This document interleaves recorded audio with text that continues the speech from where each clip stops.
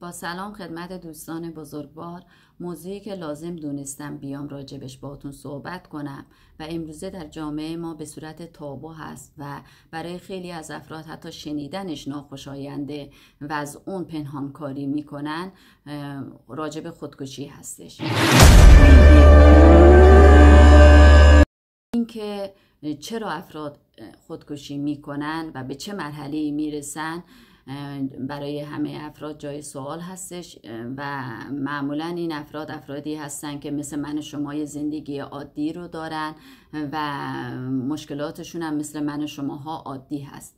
فقط چیزی که هست، اینها افراد پیچیده‌ای هم نیستن. اینها فقط درد و رنج روانی در طول زندگی متحمل شدن، به خاطر سختی و مشکلاتی که داشتن به مرحله رسیدن که دیگه اون درد و رنج روانیه براشون قابل تحمل نیست و برای خلاص از اون درد و رنج، برای راحت شدن از اون درد و رنج اقدام به خودکشی میکنن. معمولا این افرادی هستن که احساس تنهایی میکنن، احساس میکنن که مورد قبول کسی نیستن.